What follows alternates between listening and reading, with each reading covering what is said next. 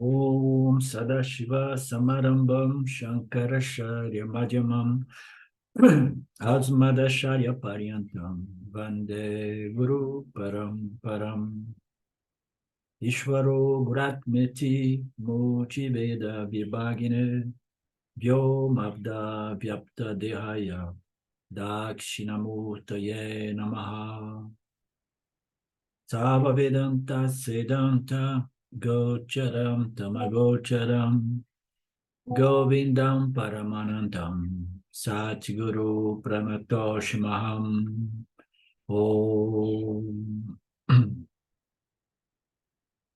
Om Shanti Shanti Shanti Om Namaste.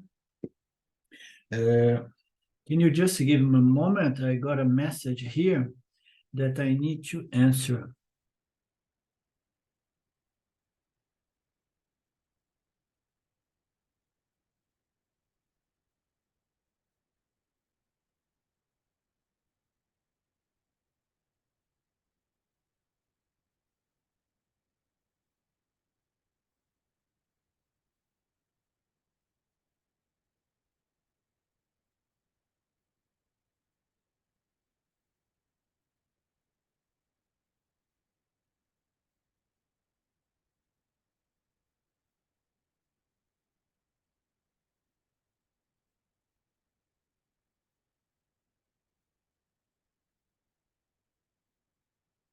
Okay, I was telling Lynn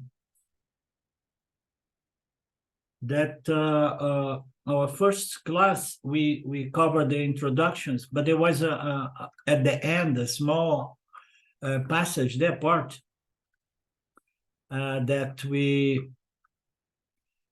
I did not cover, and I jumped in the second class. I jumped to the mantras.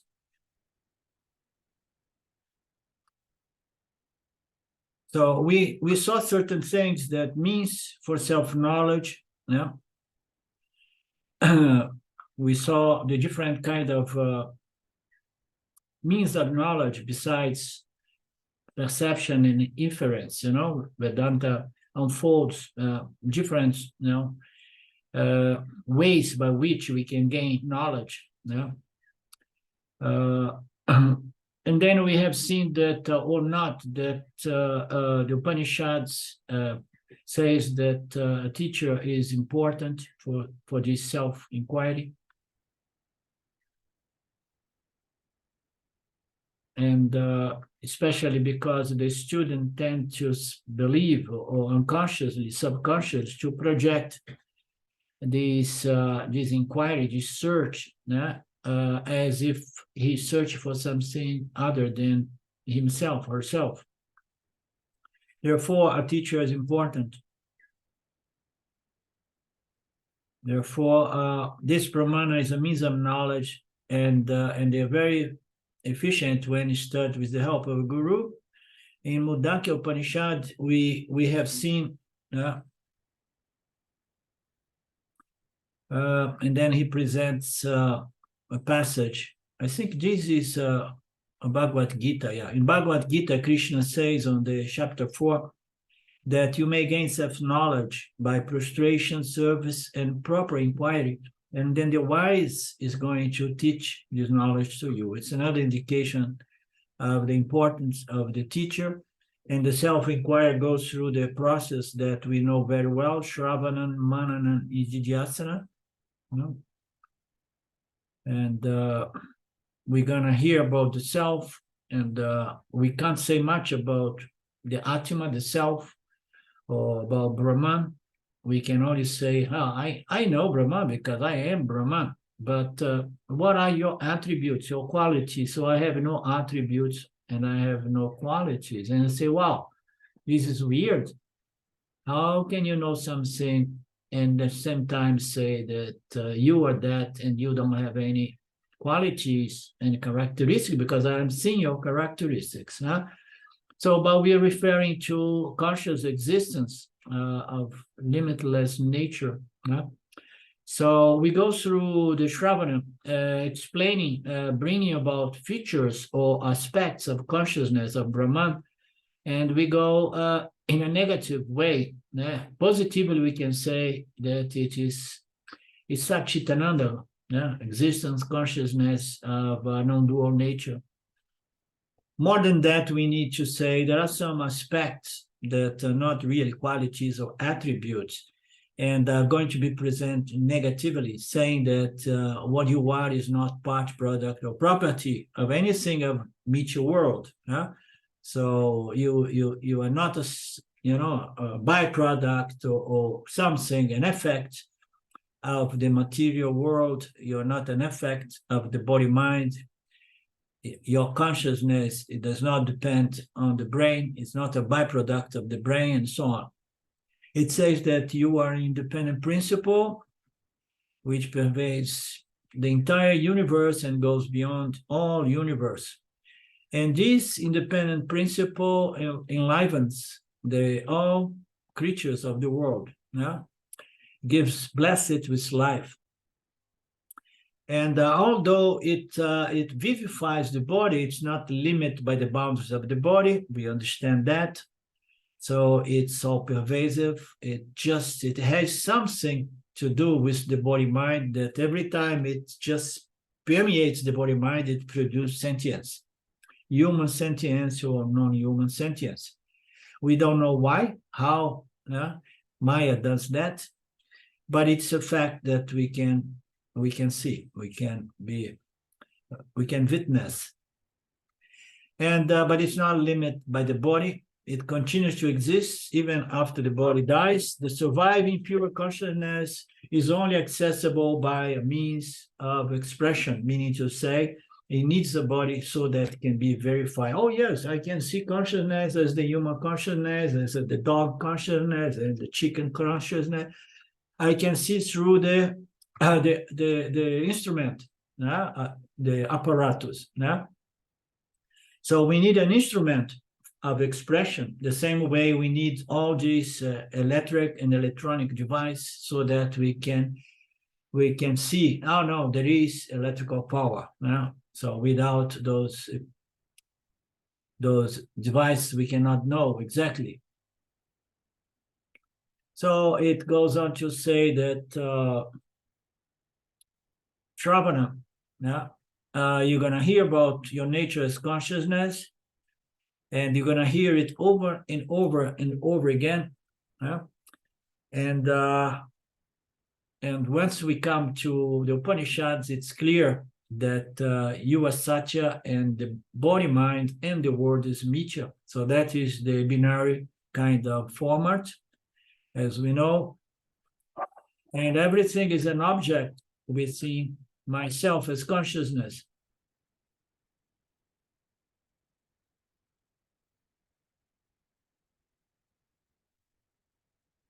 By mistaking body as myself, the mind as myself, all the limitations of the body-mind are taken to be my limitation. This is beautiful and it's important.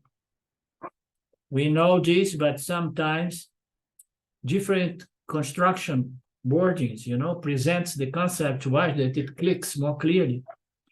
By mistaking the body-mind as myself, every and all limitations and defects of the body-mind, they are transferred to me.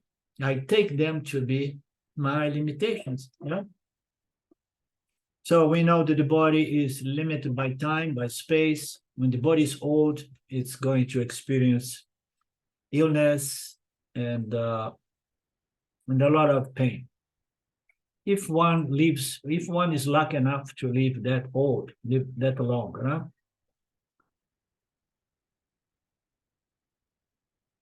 But consciousness, I myself as Brahman, I'm free from all of these limitations inherent to the body-mind. All these problems are not my problems.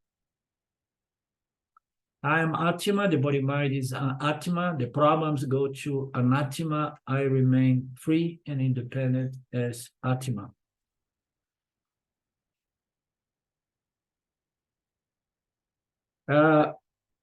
The Upanishads will also talk about the world. What is this world that we experience? The Upanishad will say that Anatma, this Mithya world, is an effect. In Taittiriya Upanishad, the evolution of human beings from Brahman is described. And from Brahman, which indeed is the Atma, space is born. We know this this theory of evolution presented by Vedanta, rather than the instant apparent projection.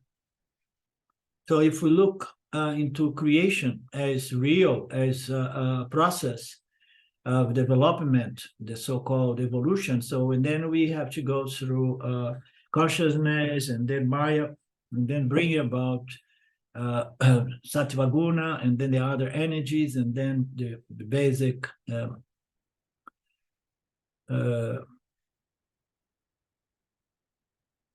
elements, which are going to split and combine and recombine to create an infinity of other elements that is going to construct this universe. But we know that from space, and then air, from air, fire, fire is born, and then water is born. All this process is nicely present, and then we have the plants, and then we have the animals, and then we have the human beings. The entire creation is an effect. We say that the entire creation is an effect, and it's only name and form. This is the way most of the Upanishads present and explains this Mithya world as an effect of Satya.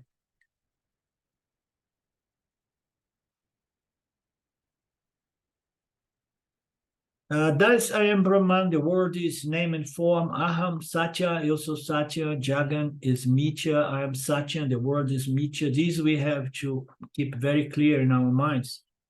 In every class, we get a little bit of this teaching. We have to nourish ourselves during several sessions of Shravana. Initially, we will reject it outright. Thereafter, we might think that it might be true. Then it might appear to be a fact sooner or later. Only then I will accept it and make peace with it and claim my nature as Satya, and the body, the mind, and the world as Mithya. So this process is called Shravana. It's the initial message that needs to be processed by each one of us. In Manana, as we know, we're going to deal with our doubts, suspiciousness, and questions. And then we clear them because, and sometimes we need to bring them from subconscious. Oh, no, I have no doubts. And then Vedanta says, okay, I will produce some doubts for you. Because you may have doubts, but it's not appearing consciously in your mind. Okay, so Vedanta keeps pulling them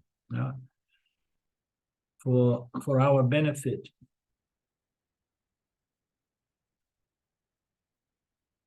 Until I'm fully convicted. Now, what is self-knowledge? A hard and fast conviction. I am limitless conscious existence. A conviction. Conviction of knowledge.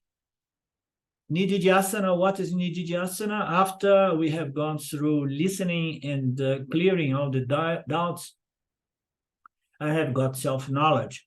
I am Satya, the world is Mithya, and my body-mind is integral part of Mithya. I know I am free and independent from the body, mind, and the world.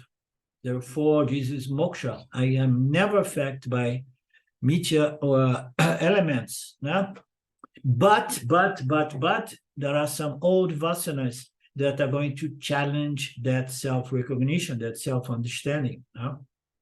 Those vasanas are going to continue for some time. Any habits, hard habits die hard, old habits die hard, as the saying, like the habit of calling Chennai Madras. It took some time for me to accept that Bombay was no longer Bombay, but Mumbai. Now, I don't know if you have lived through that one. I was so used to go to Bombay. Bombay was Bombay, and then out of a sudden it became Mumbai. So I was resisting that. Okay, so the process is to go from the triangle format. The triangle form is that in which I am identified as the Jiva-Atma, the individual, and I find that the world is not fair, and then I need protection of God. God, please protect me from this world. So I run to Vaiśvānara to get security and protection. Punya.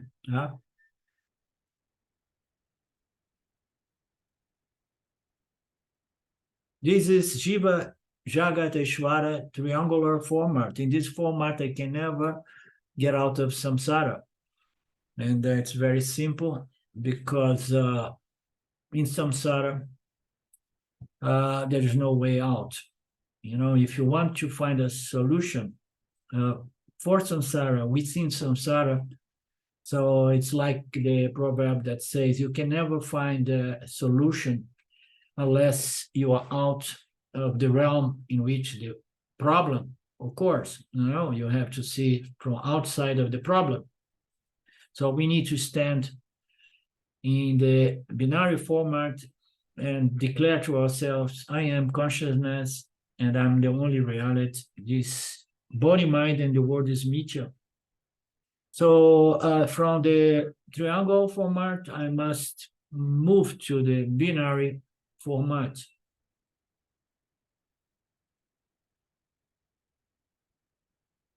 And then Swami says that the triangular format seems to be wonderful, and you are so humble, you are such a devotee. And then Swami says something very nice. In the name of being a beautiful bhakta, humble bhakta, and humility, and you have looked down upon yourself. And people are going to be shocked. You look down upon yourself. Vedanta says, do not look down upon yourself.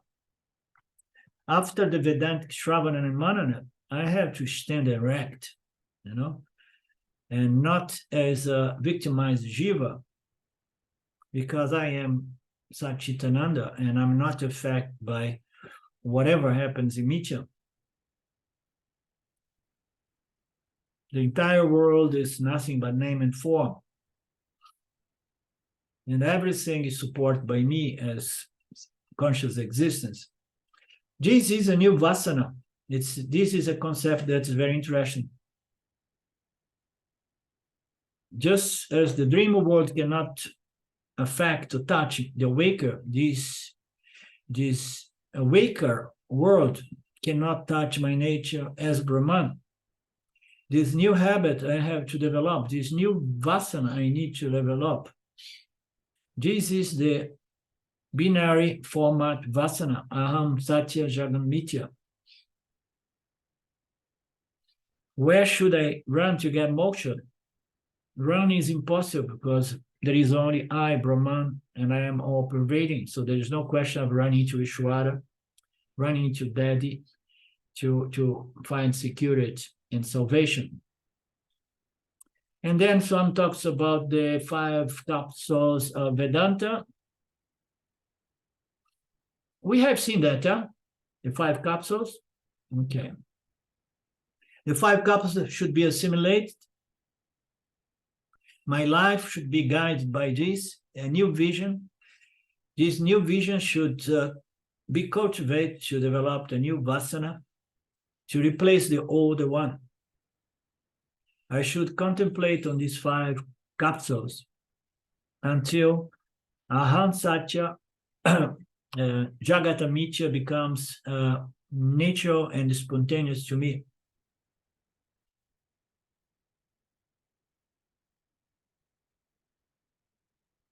This process of assimilating this binary format is displacing the triangular form. It's called Nididhyasana.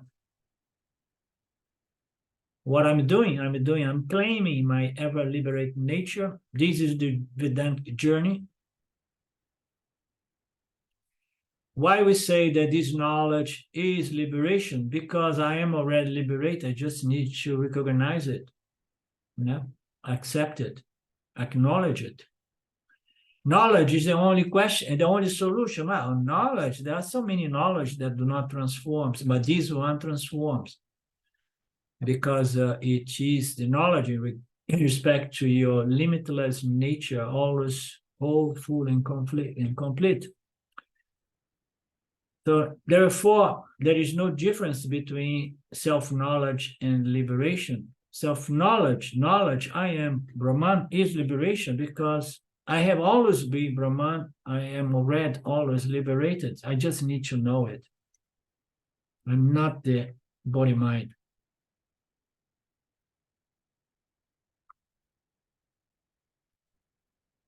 Okay. And then we went into the mantras.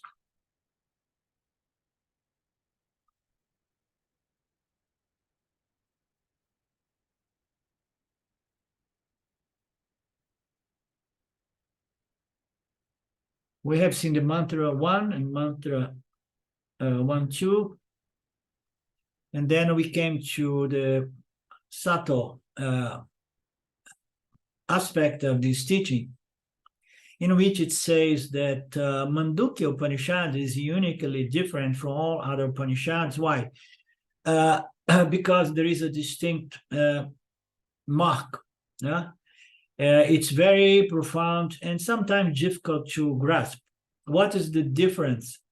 In all other Upanishads, the first lesson taught is that Brahman is the cause and Jagat, the universe, is an effect. Brahman is the cause and the universe is an effect. The creation models are found in most of the Upanishads. Creation. There is a cause of the universe. It manifests as Maya, and then Maya manifests as Ishvara, and this Ishvara, pure Sattva, is going to unfold this universe by developing the basic elements. So Brahman is the cause, the universe is an effect.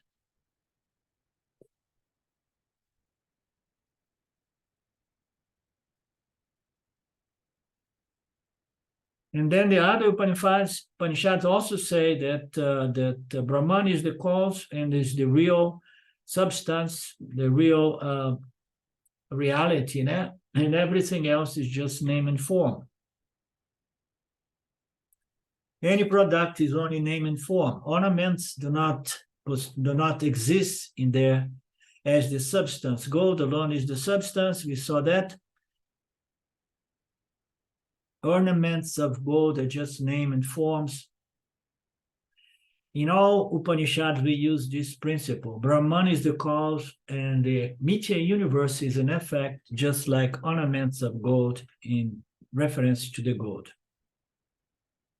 The world is a product born out of Brahman, and so is Mithya, just as a pot which is born of clay, its substantial true nature. But in the Mandukya Upanishad, this logic is not really used. Mandukya Upanishad does not apply this reasoning. It uses another reason to show that the word is Mithya. The reason is very simple, deep, and steep, and a lot of reflection is needed in order for us to understand it clearly. The reason goes as follows. Shankara says that the world is Mithya, and then appears Shankara again. World is Mithya because we are experiencing it. Therefore, whatever you experience is Mithya because you experience it. If everything experiencing Mithya is Mithya, what is Satya? Is that which never experienced. Rather than say that Brahman is the cause and Mithya is an effect.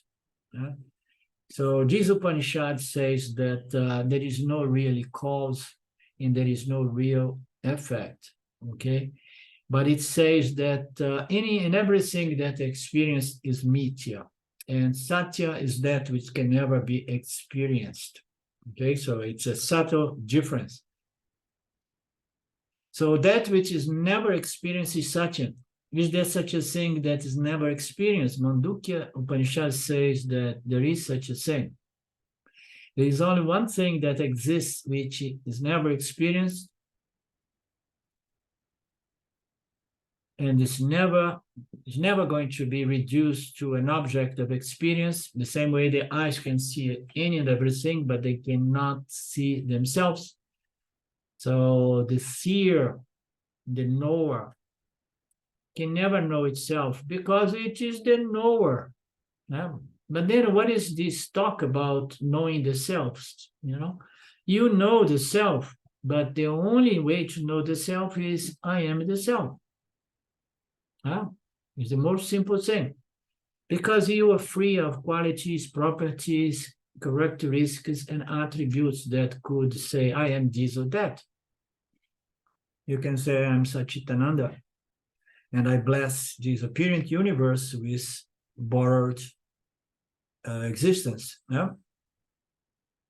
So the experiencer, the knower, the observer only, alone, is Satya, the reality. And everything else is mithya. Why? Because it is known, because it is experienced. Anything that we experience is mithya. How is this conclusion reached by Gaudapada? The reason, and then again, he brings Shankara. This remains a mystery. Did you write Swami Paramarthananda Yetli?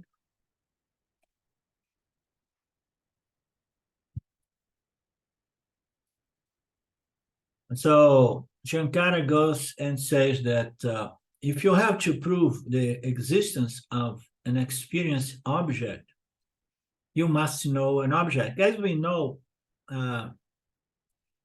experience, knowledge, they go together. The only difference is whether we know an experienced object properly or improperly, whether our knowledge is really very clear and to the point or not. But whatever there is experience, there is some sort of knowledge. You cannot experience something without knowing something, because it goes in automatic. The sense organs, they are going to contact an object. The mind is going to say, I don't know, but this may be this or that in terms of properties and attributes and how you say, and utility. Everything we know is, it could be good for this or good for that. Let me try. Put in your, it's poison. Let me. So we always try to experience and know things. It must be known. If you have to prove the existence of an object, you must know the object. If you never experience the object, you never know. And then this object is as good as non-existent. You can never talk about the existence of an unknown object. There is no such a conversation. Nobody has experienced, nobody has come to any vague conclusion of what it may be. We can never talk about something that's absolutely unknown.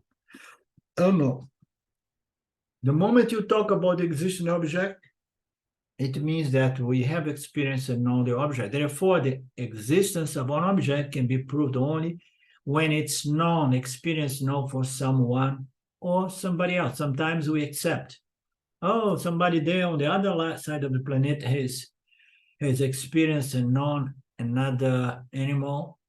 Okay, and then now we have videos, we have people talking about that, and they say, okay, this is fair enough. I take this knowledge to be mine as well, although I did not experience and got to know it directly. So someone or other must have experienced and known. If there is something that was never known by anyone at any time, that object comes under the classification of non-existent object category. Nobody has experienced a human being with a horn. Therefore, there is no such a thing as a human being with horn. Existence of an object is proved only when we experience and know the object. Being knowable is the criterion to prove the existence of anything. So we need to know things so that we can say that this thing exists. Existence depends upon being knowable. Existence requires knowability. So this knowable, this ability to know, is the aspect of Brahman, referred as chit, consciousness, knowingness. Anything becomes knowable only when there is a knower. So anything that is experienced and known is said to be existing. And then there is no such experience and knowledge of anything without a knower. So anything that happens because of the knower.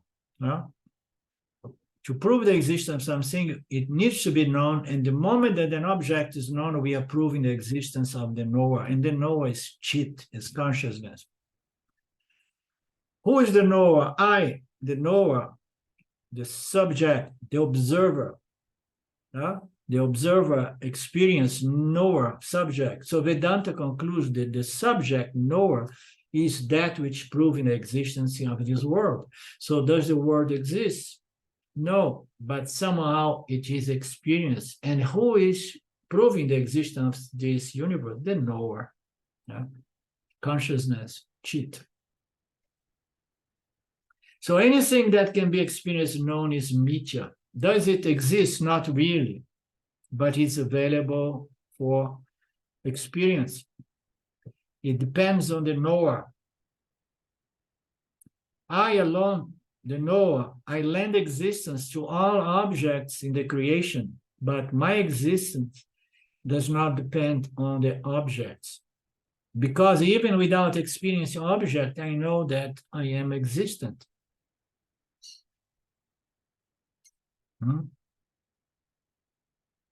I exist and I know nothing, because I am in deep sleep, or because I am in samadhi, or because I am tired trying to know this world, and there is so many fake news and fake information.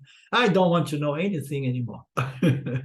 But I cannot negate my existence, even the absence of knowledge.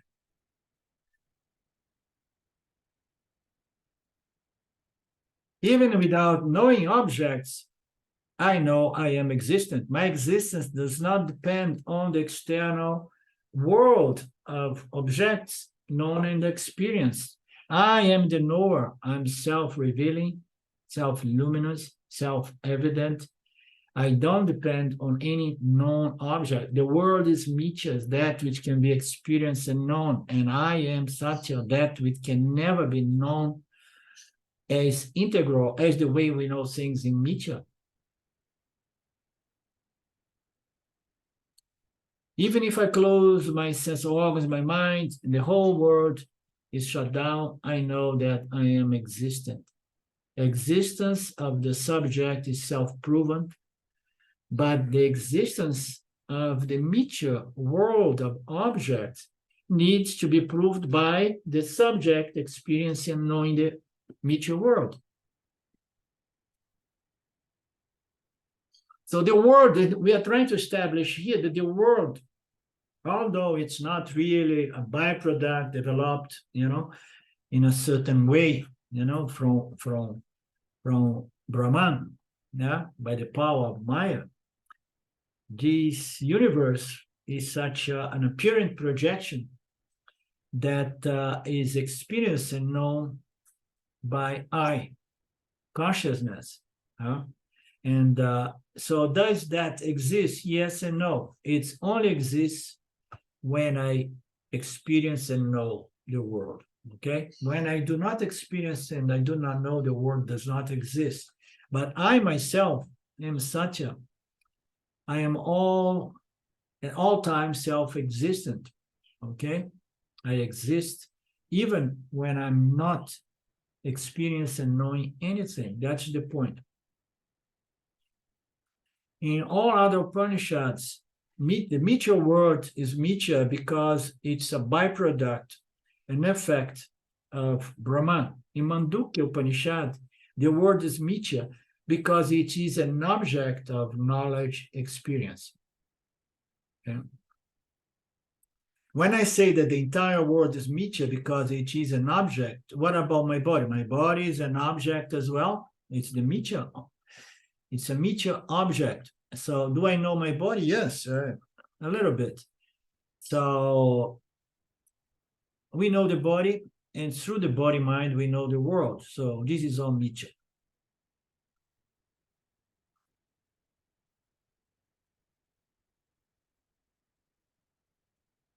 I am Satya. Mandukya Upanishad divides the entire experience universe in three segments. The waker, so now we go into the development of the Mandukya. So we have the awakened universe, which includes this universe of the awakened state, and my body mind. Yeah. So the physical body attached, the mind attached to a physical body becomes the Vishwa, yeah? The waker. And experience what? Experience this physical material universe. And only in the awakened state, when the awaker becomes the dreamer, it no longer experiences this physical material universe. The dreamer's universe, which includes the dream universe and the dream body. So we have the body, which is integral part of this Mithya order, such as the dream and the dream universe.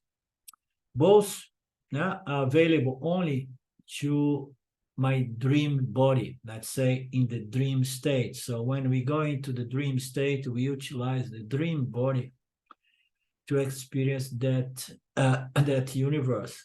Both the waker and the dreamer universe are different and mutually exclusive. You cannot experience both simultaneously.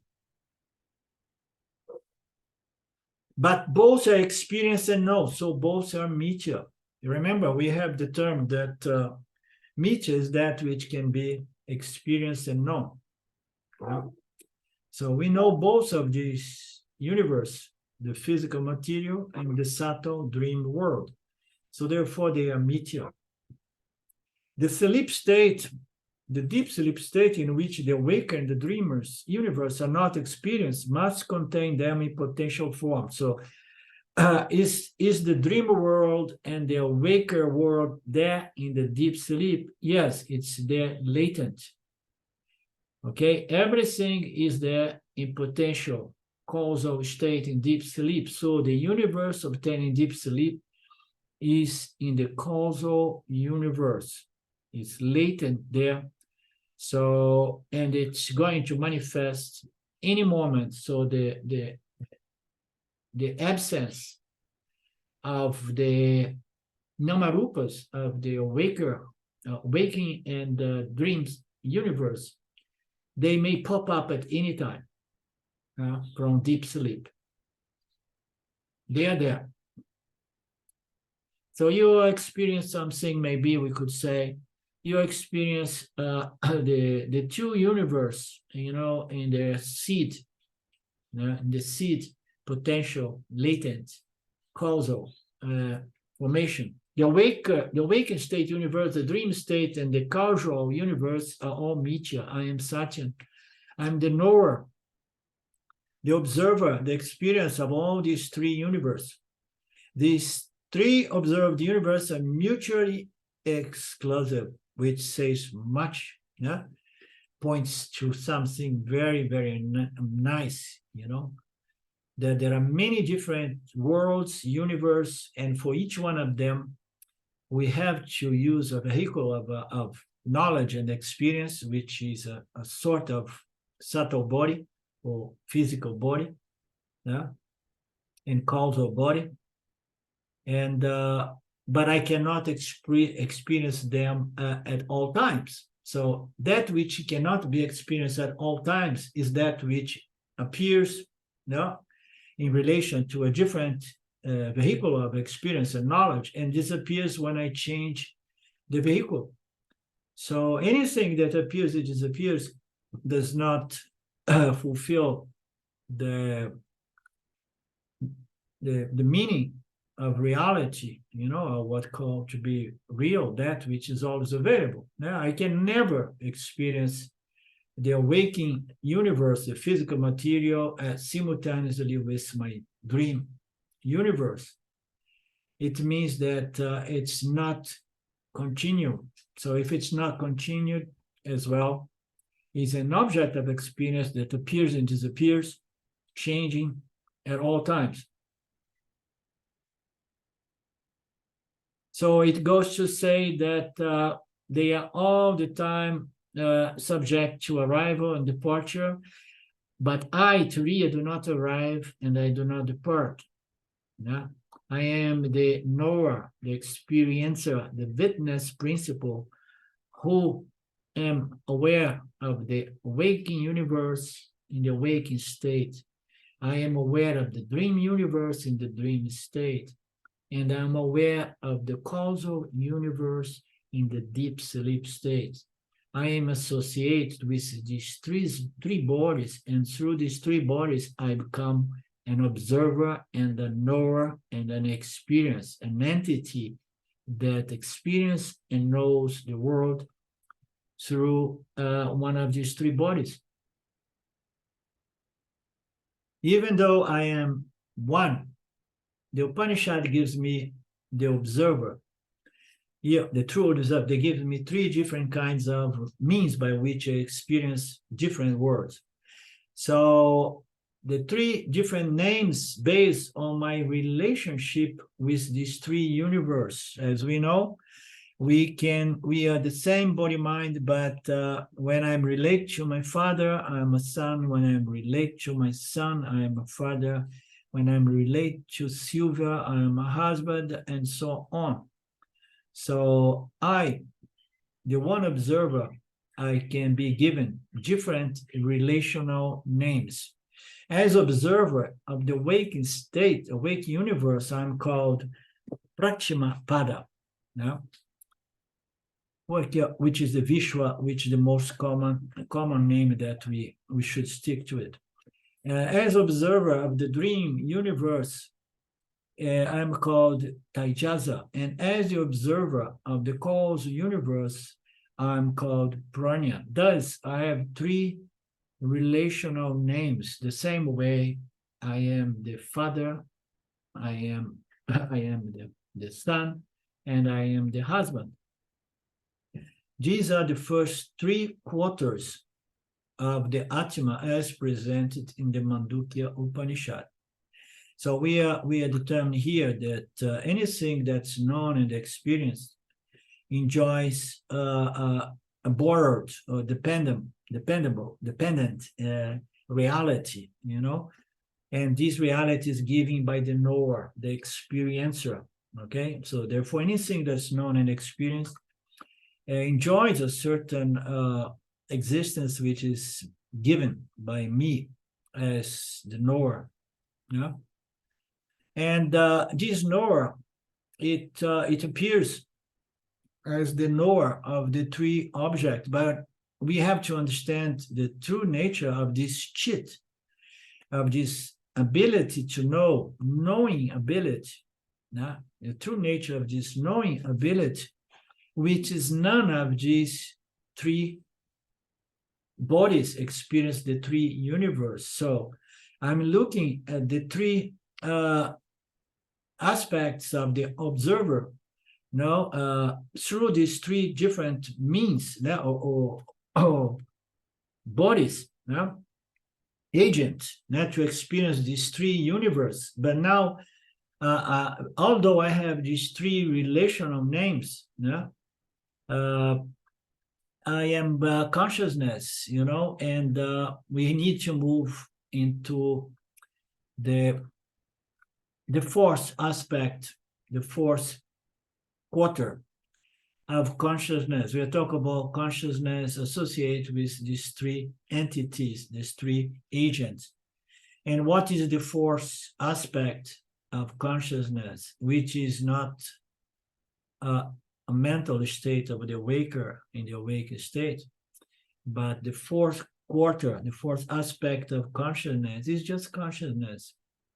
Consciousness as if seen, non-associated with none of those three agents. Okay, so consciousness associated with the agent experienced these three different respective universe, easily understandable by all of us. But we know that this agent, it blesses everything that it's known, but it's not really the agent, it's the true nature of those three agents. And the true nature of these three agents is called the fourth aspect of Brahman, which is presented as Turiya, which is consciousness unrelated, non-associated to any agent. Mantra 3. The first quarter is Vaiśvānara, whose field is the awake state, whose consciousness is outward, who has 7 limbs, who has 19 mouths, and who is the experiencer of gross objects. Next week, I'm going to have I forgot the post here, or I'm going to share or you guys can get those posts from Ranji's books on the charts, okay? And then we can always have them.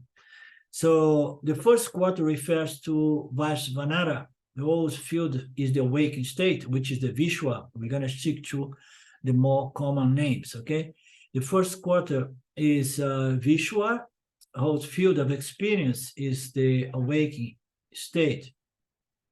And for the Vishwa, consciousness is outward, is outwardly direct. And it has 7 limbs, who has 19 mouths, and who is the experiencer of all gross objects. So the physical body through which we experience this world, having 7 limbs and 19 mouths, and experience this physical universe. After introducing Omkara inquiry and Atma inquiry in the verse 1-2, now the Upanishad enters into Atma inquiry. We want to know what is this Turiya. And in this mantra 3-7, we're going to address this. The Upanishad point out that Atma has 4 quarters, meaning different aspects or facets or expressions. Those 4 quarters will be explained from now on. An introduction is given to show how the 4 quarters are presented. If that total picture is clear in our minds, then the mantras will be easily understood. The whole development of this text is based on some of these fundamental principles to be clearly understood. If these fundamentals are grasped, it's easy. We have to highlight this because the fundamental principle of Mandukya is uniquely different from all other Upanishads. In all other Upanishads, the fundamental principle is that the cause is Satya, the effect is Mithya. Cause is Satya, and Satya has independent, free existence, and the effect is Mithya, meaning that it is name and form, and it does not have a substance by itself. Its existence is borrowed by Satya. However, Mandukya fundamental principle is not cause and effect, but much more profound. I, the observer, am Satya. I'm the knower, am Satya. Whatever I observe and know is Mithya. I, the experience, am Satya, and whatever I experience is Mithya. Because the observed cannot exist independent of the observer, cannot exist independent of the true nature of the seer, the knower, the experiencer. Yeah? The observer is called Atma, the self, and the observed is called Anatima. So we have the self, the only reality, and we have the Namarupas, which is said to be Anatima.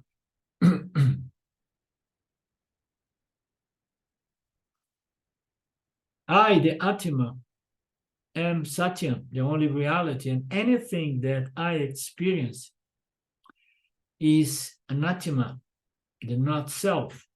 Therefore, it's Namarupa. It's just a superimposition. It's Mithya.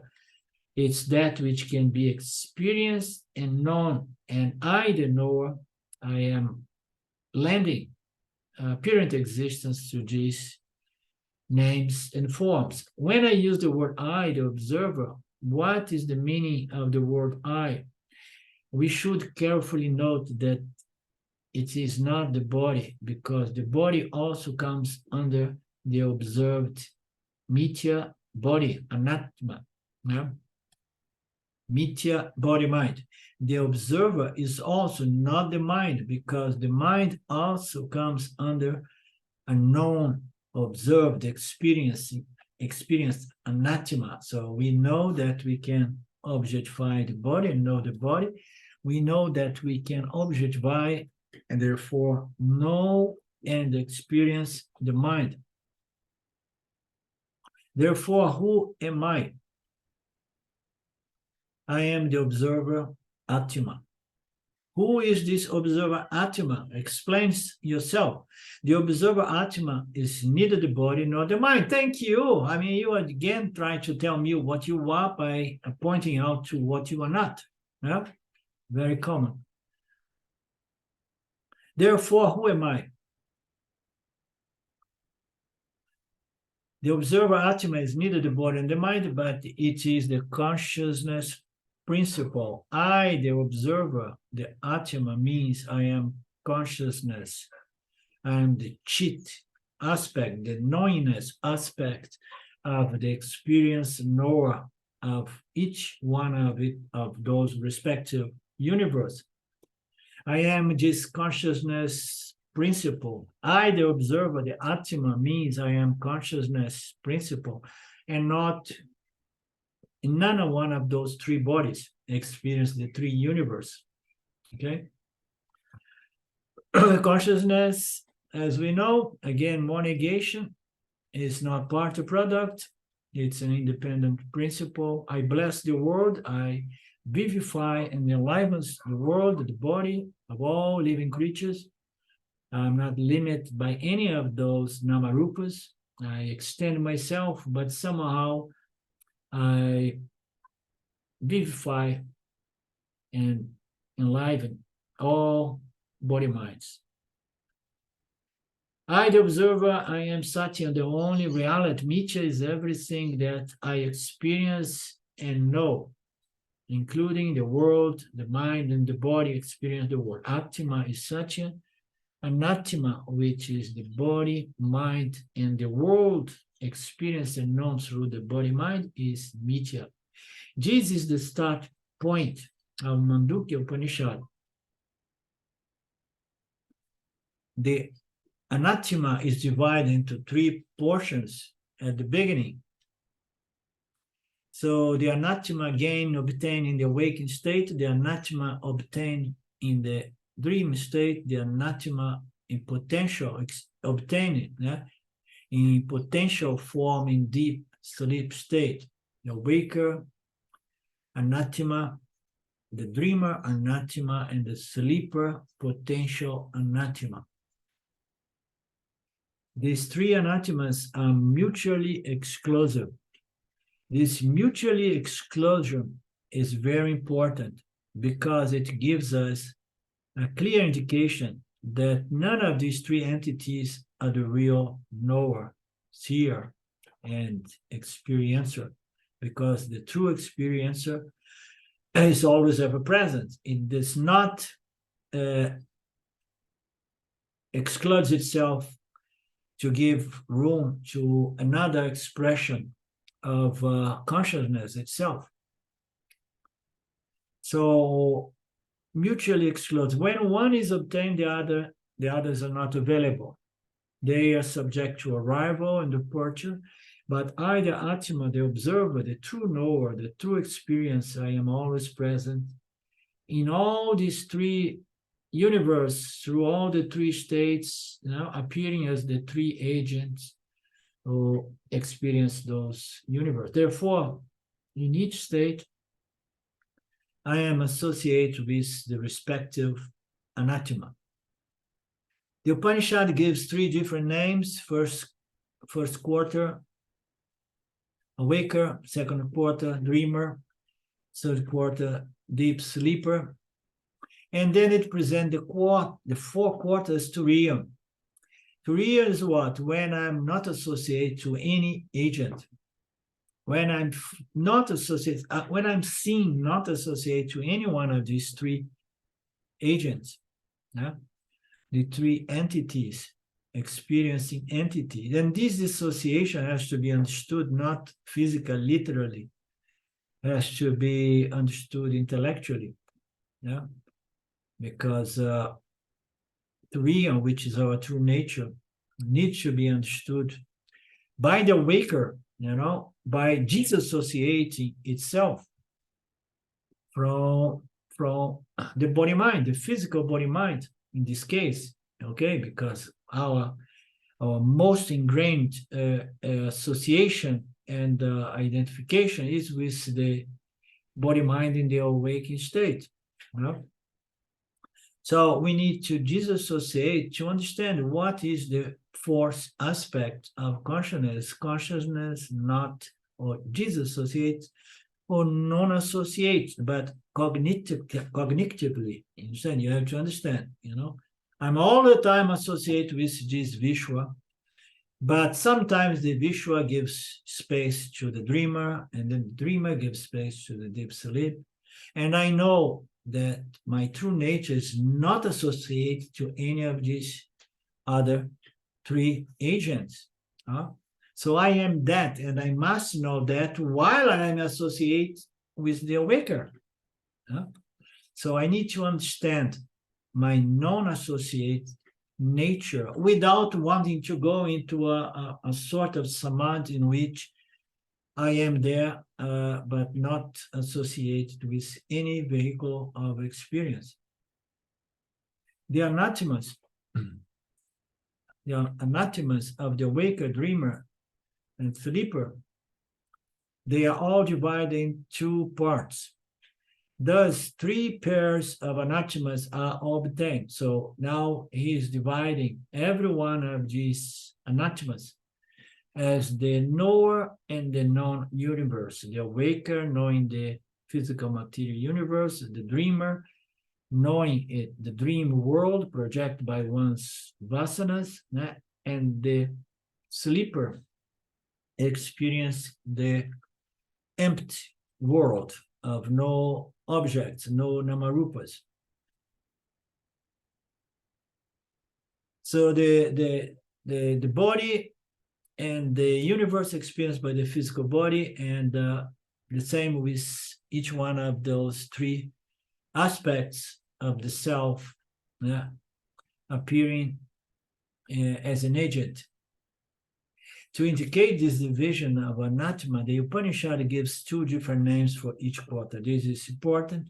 We need to keep it in mind just to illustrate, indicate a division. Every one of these anathema reality is divided between the agent, the experience, and the experienced universe. So now more names are going to be given, names that are known to us. Each one of this quarter has 3 names. These names are not very important, actually. It's not very relevant. So in the associate, when I'm associated with the awaker, anathema, it's called the Brahma. Brahma quarter is is the name of this conjunction between the awaker experience the physical material universe. It's giving a certain name. Yeah? So the first quarter associated with the awaker is called awaker is Vishwa, and when associated with the awaker, Anatima is called Virat. Virat is the easier name. Okay, he presents two names. I did stick to Virat. It's a name that I'm more familiar with. Okay, so we could say that the Vishwa experienced Jagata, but technically in the Mandukya, Jagata is presented as Virat, you know, and Jagat may be a term utilized to in and all kinds of manifestations, not only the physical manifestation. So this physical manifestation is Virat, and the Vishwa is the one interacting with Virat. The second quarter consists of the dreamer, you know, the Taijasa, and the dream world, which is referred to Hiranyagarbha, the universe, the mental subtle universe. The third quarter consists of Pranyan and experience what? Ishvara.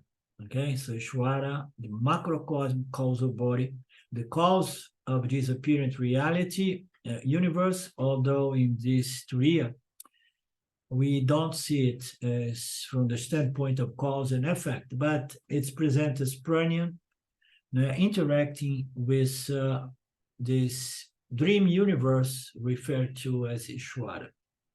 So Turiya, as we have seen, is not associated with anybody or any world. So we keep it in mind.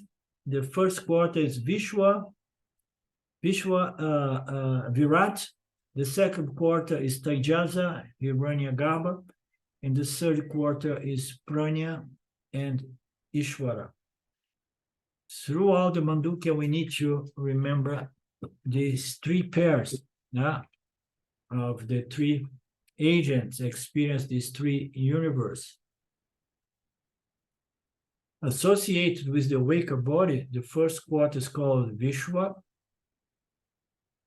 Vishwa's field of awake is the awakened state. This is the first quarter of the self, Atma, when in association with the awakening state and the awaker entity, Anatima. Vishwa. Outwardly consciousness means that Vishwa, the Anatima, Vishwa is outwardly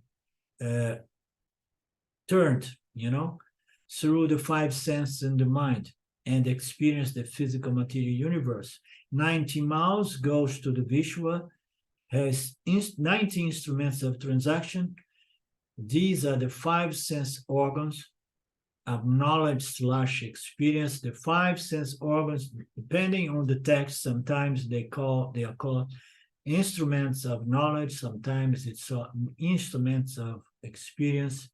Knowledge, experience are never really apart.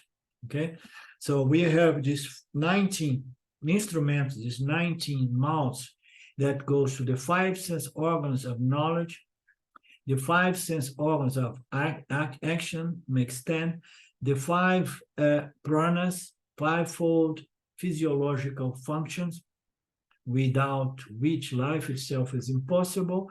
And then we have manas, the mind, buddha, the intellect, and chitam, the memory system. And ahamkara should never be out.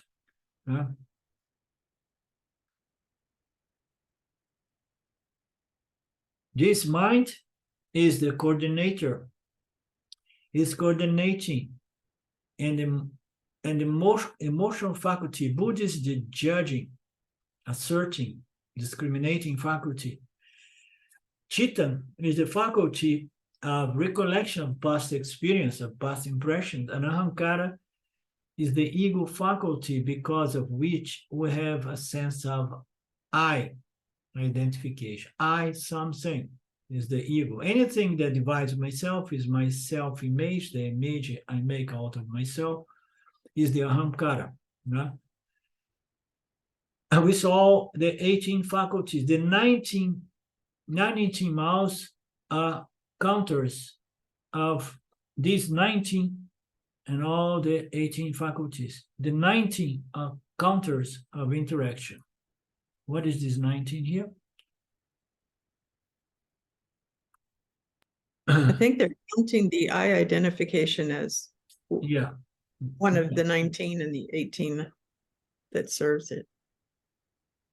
Yeah, the eye identification, the ego plus the other 18, because the others are real pramanas by which we experience it, you know. The other 18s are pramanas by which the ahankara experience. But it's said that the ahankara, which is the interpreter, the commentator, the sense of I am and I know what I know and so on, is the 90 way by which we interact with the world, because we're going to present color this world with our pratibhasika material, let's say, the ego. I am, I know what I know, and so experiencer of gross object, Vishwa, is the experience of a gross material universe. In the dream, the experience objects and nothing but one's own thoughts. And the dream universe is thought universe. This is the first quarter associated with the Vishwa, associate with the awaker. Associate with awaker's world, the first quarter is called Virat. This is the universal or cosmic person, the Virat, the eternal universe, the eternal Jiva, as present in some texts, The Lord Krishna of the 11th chapter, the Bhagavad Gita, says, now we come to the world, word seven limbs in the verse. This Virat, Vaiśvārupa Atma, is imagined as the cosmic person for the sake of meditation. In Chandogya Upanishad, this visualization of Virat is called Saptanga. The cosmic Atma is visualized with seven limbs to cover the totality. What are the seven limbs? The upper regions are the heavens, is the head, the sun and the moon are the eyes illuminating everything. The entire atmosphere is the life breath. Fire principle is the mouth.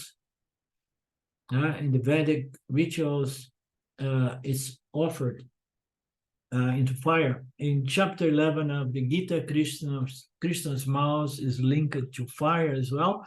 The entire space is the body, oceans and bladder, the lower region between navel and hip, the earth is so all this symbolism is beautiful. I have seen and read in some other passage. They are not extremely relevant, but if any one of you wants to go more into that, feel free to do so.